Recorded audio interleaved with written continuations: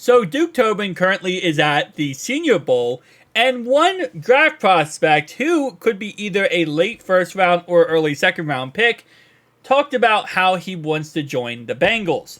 Now, keep in mind, this is Tyler Guyton right here from Oklahoma, 6'7", 328 pounds. And according to Pro Football Network.com's mock draft, he is currently ranked as the 28th player on the list. So, again, like I said, very, very possible here that he would either be a late first round or early second round pick. Now, if we did take him, we would most likely have to take him in the spot of drafting him right here, like at pick 18, which at that time, Fuga might be on the board, Mims is on the board, you also have Guyton on the board, so there's a lot of different options. Now, when it comes to the NFL draft, Duke Tobin did talk about offensive linemen and how difficult it is sometimes to get them. He said people disappear pretty quickly, and the line of scrimmage disappears faster than anything else.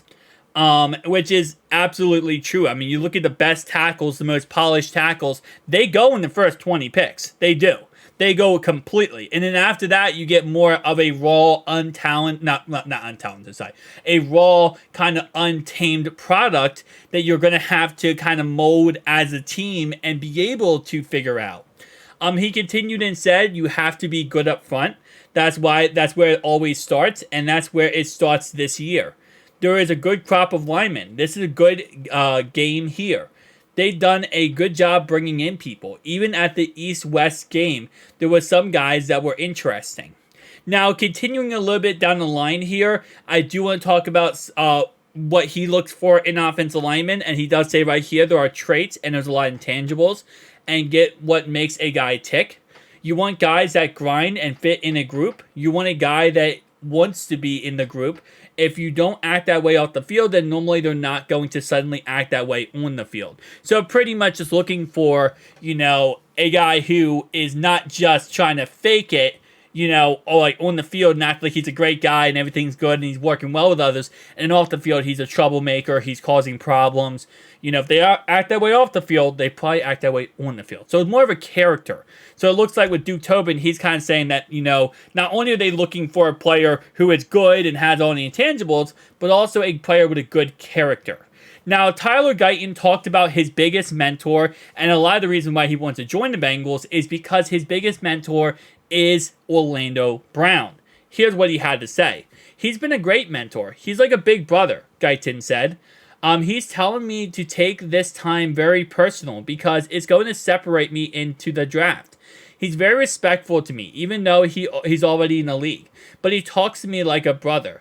And keep in mind, players go up and down the draft board as we get closer and closer to the NFL draft. So just because Tyler Guyton right now is pick 28, he could be pick 20 or the 18th pick once we get up to the draft in April, or he could drop down even farther. It really comes down to his own, workout and how he's looking.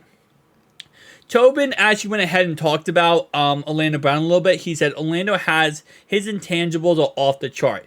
His intangibles are off the chart. He's big. He's hard to get around. He's everything that we saw that we wanted, and we wanted a guy with substance to him on and off the field, and we got that. I'm pleased for Orlando as he enters his second year in our scheme with our players who'll get even better. And we definitely do need to see Orlando Brown take a huge leap next year, and this is not me taking a shot at him. This is simply about the fact that he didn't have the greatest year this year. Now, it is his first year. He's in a new scheme. He has to figure it out, but we need to see a big, upgrade there. Now, going a little bit farther down the line here, watching Brown on tape and listening to Alexander has been helpful in that matchup. Guyton talked a little bit more about the situation with Orlando Brown. He said he's patient. His sets are always the same. He's consistent, one of the best.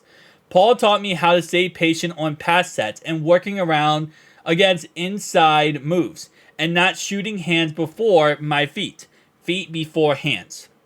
By the way, Guyton loves the Cincinnati Bengals. He took note when the Sooners came into the town last September and beat the University of Cincinnati. I didn't know much about it until then. It's beautiful, Guyton said. I like the Bengals. I like Joe Burrow. I like Jamar Chase. I like the whole offensive scheme. And then continue a little bit down the line here, we do have Fulga who talks a little bit. And that's, of course, about the Senior Bowl and stuff like that. So, again, listen, at the end of the day, I like whoever is the best player possible for our team, right? Whoever makes our team the best possible. And at the end of the day, we're going to take one of these offensive linemen in the first round. It's just how it works, how it, is going to be slated out. We're going to have to figure out, who is the best. Break it down as in, okay, here's option 1, here's option 2, here's option 3. Who's on the board? Take that guy, right? Guyton might be on the board. And if he shows a lot of good intangibles on and off the field with, Duke Tobin here, he might be moved up on Cincinnati's board. I just want to take a right tackle, in all honesty, and I want them to be a franchise tackle. So at this point, I love J.C. Latham, but if we don't take J.C. Latham or he's not there anymore and it ends up being Fulga or Mims or this guy, just take one of them. In all honesty, that's all I got to say. We can't mess this pick up this year. We have to just play this smart and, know what we're doing here. But tell me down below your thoughts and opinions, guys. I'll see you guys next one. Peace.